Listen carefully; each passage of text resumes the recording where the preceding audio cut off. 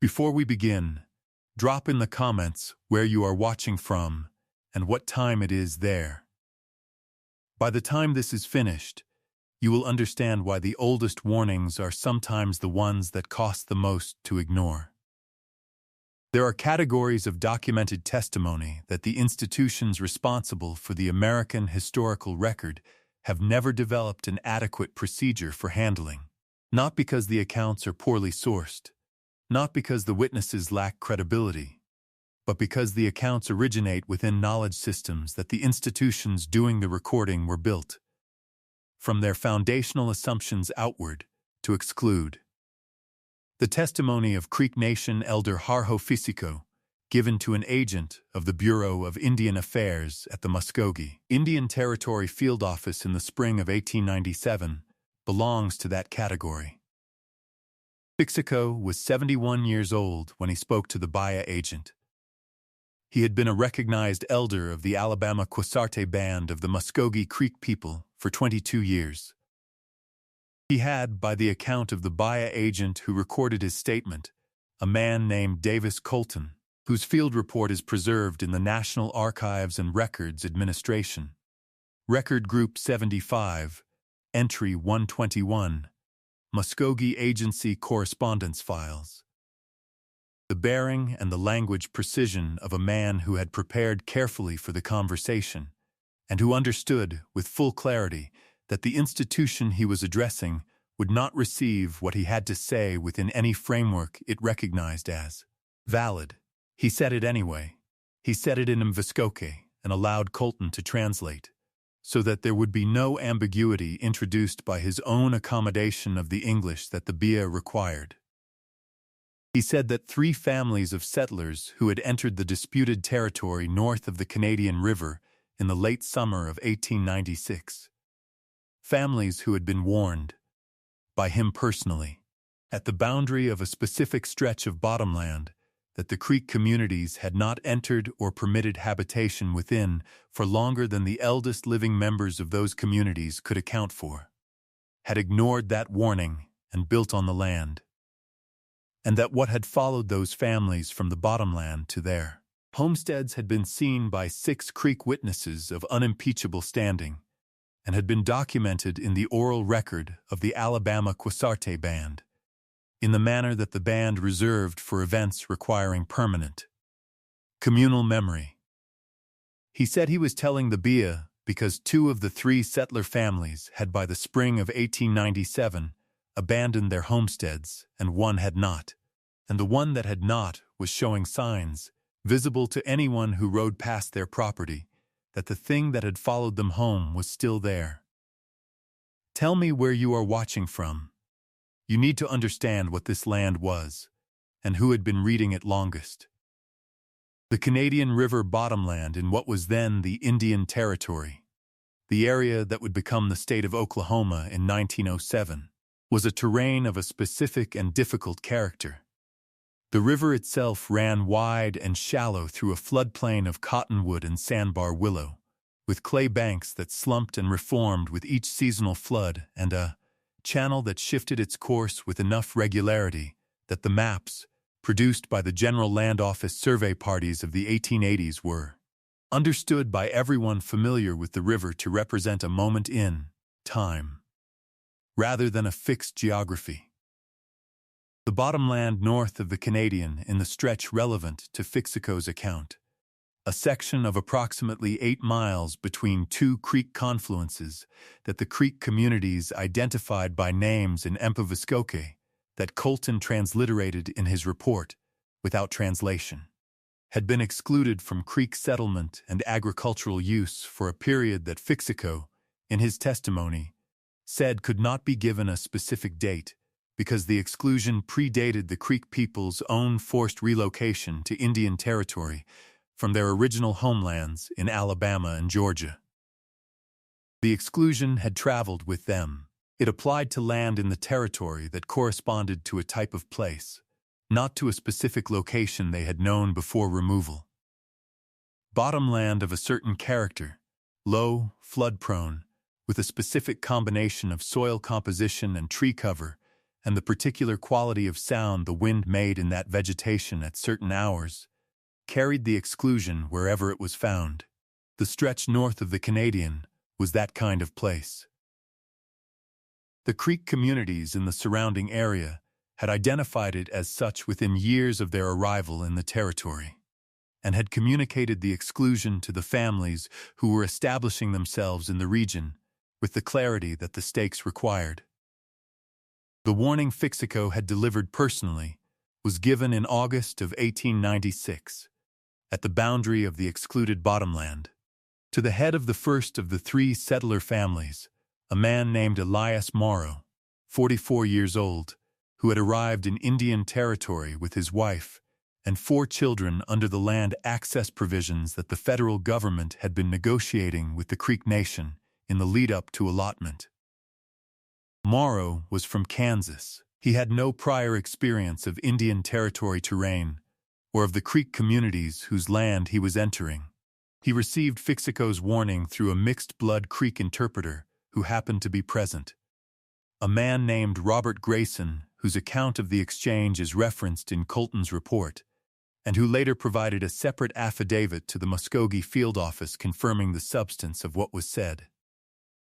Fixico had told Morrow, through Grayson, that the bottomland he intended to build on was land that the Creek people did not enter and did not permit habitation within, and that this prohibition was not a matter of Creek land claim in the legal sense that the federal negotiation process had established, but a matter of a different kind of knowledge about that specific terrain, knowledge accumulated over a period that made the federal land process look like last week's news.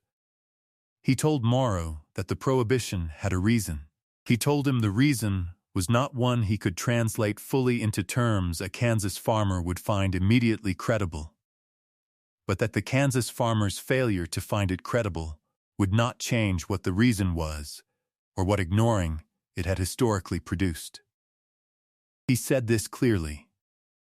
Grayson confirmed in his affidavit that he had translated it clearly. Morrow had listened, thanked the elder for his concern, and broken ground on his homestead the following week. The second and third families, a couple named Purdue and a family named Shuttlesworth, had received the warning through Morrow, who had passed it along in the diminished form in which practical men transmit the advice of elders from traditions they do not share. They had treated it accordingly. All 3 families built on the bottomland in August and September of 1896. The Morrow homestead was closest to the stretch that Fixico had specifically identified, within a quarter-mile of the tree line that marked the bottomland's interior. The Purdue and Shuttlesworth properties were set back further, on the slightly elevated ground at the bottomland's northern edge. For the first month, nothing occurred that any of the 3 families documented or reported. The Creek witnesses who observed the bottomland from its established boundary during this period, 6 individuals whose accounts Fixico presented in summary in his BIA testimony, and who are identified by name in a separate document in the Alabama Quasarte Band's own oral history record, maintained by the band's designated keeper and referenced but not reproduced in Colton's report, noted from a distance that the character of the bottomland in the section nearest the Morrow homestead changed within the first 2 weeks of construction. Not visibly, not in a way that would appear in any land survey or environmental assessment. In the quality of the boundary, the edge between the bottomland's interior and the surrounding terrain, the line that the Creek communities had maintained as a perimeter of non-engagement for longer than their presence in the territory, began to present differently to the 6 observers who had been watching that line for years, and who knew its ordinary character, as well as Amos Byler knew his Lancaster County woodlot. It did not move. It did not produce any event that could be described in the vocabulary of physical phenomenon. It became, in the word that Fixico used in his Mvskoke testimony, and that Colton transliterated without translating, because he could not find an English equivalent that satisfied him, the word rendered phonetically in the report. approximates to something Colton glossed in a marginal note as attended. The boundary became attended, as though something that had previously been oriented inward toward the bottomland's interior had reoriented, as though the construction on the Morrow property had produced, in whatever inhabited that terrain, an awareness that the perimeter had been breached from the outside. The fog had settled into the bottomland. The cottonwoods stood still. The Canadian River had nothing to say. The first event that produced a response from the settler families themselves occurred in October of 1896, 6 weeks after construction began. Elias Morrow rode to the Muskogee field office, a 2-day journey, to report that his livestock had been behaving in a manner he could not account for. All of it. The draft horses, the milk cow, the chickens, the 2 dogs. Beginning in the 3rd week of September, at intervals that did not correspond to any predictable schedule, all of the animals on the property would simultaneously cease whatever they were doing and orient in the same direction, south, toward the bottomland's interior.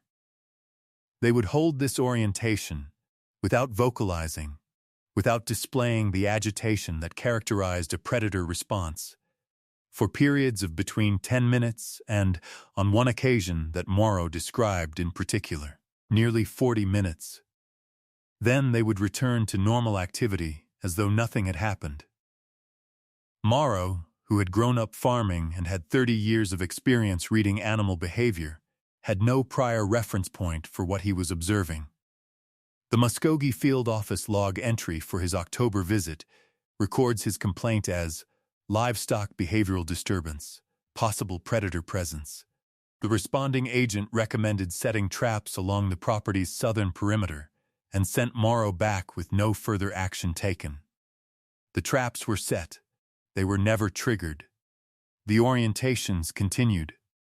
By November of 1896, the Purdue family had left their homestead. They gave no formal account to any official body. Their departure is documented only in the absence of their name from the Muskogee field office's homestead status log, which had recorded their establishment in August and recorded nothing further after October. A Creek community member named Lizzie Barnett, whose family farm sat on the high ground north of the bottomland, told Fixico that she had seen the Purdues loading their wagon in the night, not in daylight, not in the ordinary way of a planned relocation, and had watched them take the northern road without stopping to speak to anyone. She said their faces, visible in the lantern light as they passed her family's gate, were the faces of people who had decided that explanation was a luxury they could not afford the time for. The Shuttlesworth family left in December. They filed a homestead abandonment notice with the Muskogee Land Office, which is preserved in Record Group 75. The notice gives as the reason for abandonment, land unsuitable. No elaboration. The Land Office clerk's notation beside the entry reads, Second abandonment, Canadian Bottomland Section. See Purdue file. The Purdue file, when Colton went looking for it in the spring of 1897 at Fixico's direction, was not in the cabinet where the clerk indicated it should be. It was not in any adjacent cabinet. It was not in the office's general file archive. The Muskogee field office log contains no record of its removal or its relocation. It is listed in the office's 1897 file inventory as present. It was not present. It has not surfaced in any subsequent archival processing of Record Group 75. A file that the log says exists and the cabinet says does not. The Morrow family had not left. This was the reason Fixico had come to the BIA. Not to report what had happened. To report what was still happening on the one property that remained occupied, and what the Creek witnesses who maintained their observation post at the bottomland boundary had been seeing at the Morrow homestead since December of 1896. Fixico described the observations of the 6 witnesses in his testimony with a sequential precision that Colton noted was unlike any witness account he had taken in 11 years at the Muskogee office, not because it was dramatic, but because it was structured in the manner of people who had been trained to observe and report with the rigor of a tradition that took the accuracy of communal memory as a matter of survival. The witnesses had seen, across the winter months from their observation point at the boundary, the following progression at the Morrow property. In December, lights in the homestead at irregular hours, suggesting a household that was not sleeping on a normal schedule. In January, the cessation of the livestock orientations, not because the animals had habituated to whatever was producing them, but because, by the witnesses' observation, the animals were no longer present on the property. No animals. No sound of them. The homestead that had had horses and a milk cow and dogs in October was silent in January. In February, Elias Morrow was observed on 2 occasions by 2 of the 6 witnesses, at distances that permitted identification but not close examination, standing at the southern edge of his cleared land, the edge closest to the bottomland's interior. In the middle of the afternoon, motionless, facing south, for periods that one witness estimated at over an hour. He was not working. He was not surveying his property in the ordinary way of a farmer assessing conditions. He was standing in the specific stillness of a man who has stopped moving because something has asked him to. His wife and children were not observed outside the homestead structure after January. Fixico told Colton that what the Creek witnesses had seen at the Morrow property across those winter months was a pattern they recognized. Not from the Canadian River bottomland specifically. From the tradition that had traveled with the Creek people from their Alabama and Georgia homelands, through removal, into the territory, a pattern associated with land of the excluded type, when the exclusion had been breached and the breach had been sustained long enough for whatever inhabited those places to establish a relationship with the structure that had been built on its terrain. He said the word for this pattern in Mviskoki, which Colton rendered phonetically in the report and glossed in a second marginal note as something approximating the accommodation, meaning not that the inhabitant of the land had accommodated itself to the settlers, but that it had determined what accommodation it required from them, and was in the process of receiving it. He said the Alabama Quasarte Band had seen this pattern reach its conclusion twice in their oral history. In the Alabama homeland, before removal. He said the conclusion was not violent in the way that the English word for it would imply. He said it was more like a renegotiation of which world a person belonged to, conducted without their full understanding of what they were agreeing to. He said it was better, in every respect, to never begin the negotiation. That was why the boundary existed. That was why the warning had been given. That was why he was sitting across a desk from a BIA agent in the spring of 1897, using the patient vocabulary of a man who had prepared for the conversation and did not expect it to produce what it needed to produce in time. Davis Colton filed his report on April 14, 1897. The Muskogee Field Office forwarded it to the BIA's central office in Washington, with a cover notation recommending welfare check on Morrow Homestead, Canadian River section. The central office's response, dated May 3, 1897, recommended that the matter be referred to the appropriate territorial court if evidence of criminal activity was present and otherwise be handled at the field office level. No welfare check was dispatched. The field office log contains no further entry on the Morrow homestead.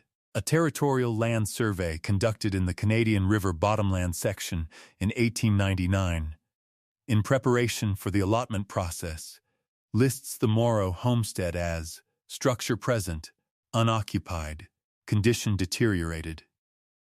Elias Morrow, his wife, and his 4 children do not appear in the 1900 federal census for Indian Territory. They do not appear in the 1900 Kansas census. They do not appear in any death record in the relevant territorial or state jurisdictions. The Morrow family of the Canadian River Bottomland. 6 people who were documented entering that terrain in August of 1896, who received a warning at its boundary, and who remained after 2 adjacent families had left, is not in any official record after the 1897 field office log entry that recommended and did not produce a welfare check. Harjo Fixico died in 1903 at the age of 77. The Alabama Quasarte Band's oral history record, maintained by the band's designated keeper through the period of Oklahoma statehood and into the 20th century, contains an entry for the Canadian River Bottomland incident that band historian Lena Grayson, a descendant of the Robert Grayson who interpreted Fixico's warning to Elias Morrow, referenced in a paper presented at a Native American Studies Conference at the University of Oklahoma in 1988. That paper is in the university's Western History collections. Grayson noted in the paper that the oral record's entry for the incident closes with a phrase in Mviscoke that she rendered in English as, "The land received what was owed to it. The boundary was restored." She noted that this closing formula appeared in only 2 other entries in the Alabama Quasarte oral history record. Both of those entries were from the Alabama homeland before removal. Both referenced land of the excluded type. Both described the same pattern that Fixico had described to Davis Colton: the breach, the accommodation, and the conclusion that was not violent in the way the English word for it would imply. Today, the Canadian River Bottomland, in the relevant section of what is now Oklahoma, is agricultural land, parceled under the allotment system that followed statehood. The specific stretch identified by Fixico is within a privately held farming operation. The National Archives and Records Administration holds Colton's field report in Record Group 75. The Purdue file remains unlocated. The 1899 survey entry lists the Morrow structure as deteriorated. The 6 Morrow family members are in no record after the spring of 1897. Here is the question that Harjo Fixico's testimony leaves open, and it will not close from any direction that offers comfort. A 71-year-old elder of demonstrated standing, representing a knowledge tradition with a longer relationship to that terrain than any federal institution that received his account, gave a specific warning about a specific place and a specific pattern he had witnessed that pattern produce.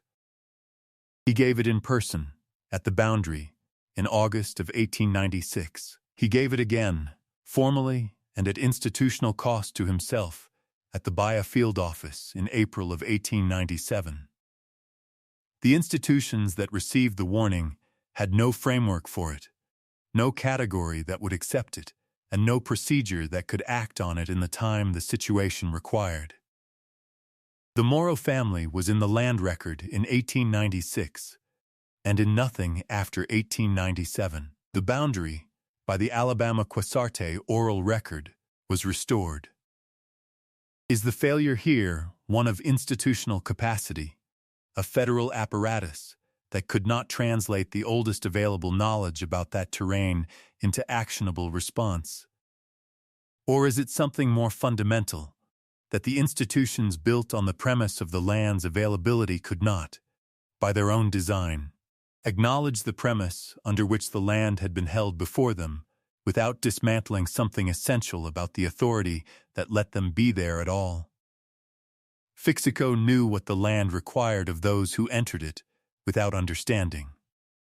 He said so at the boundary in August of 1896.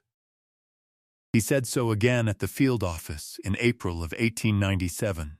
The record received both statements and produced no response that arrived before the accommodation was complete. What do you believe the Alabama Quasarte oral record means by the conclusion that was not violent in the way the English word for it would imply? A psychological and spiritual dissolution that the English vocabulary for disappearance does not have the precision to describe, or something that happened at the boundary of that bottomland that 6 witnesses saw, and that no federal record was built to contain. Drop your answer below. If these accounts, the ones with National Archives record group numbers, and unlocated files and oral history entries that close with formulas, used only twice before in a tradition that predates American statehood, are what you want to keep finding, subscribe and ring the bell. We have more. None of them are easy. The oldest warnings are not the least reliable ones. They are the oldest, because the people who issued them survived long enough to pass them down. The people who ignored them are in the oral record under a different kind of entry, and the boundary, by the time anyone with official authority was prepared to act, had already been restored. Do not build on land that the people who knew it longest chose not to enter. They had reasons. The reasons did not require your agreement to remain in effect. The bottomland is still there, the boundary is still there, and what Harjo Fixico described as attended at that boundary in the autumn of 1896 has had 129 years of quiet since the last family stopped appearing in the record. Quiet is not the same as gone. It never was.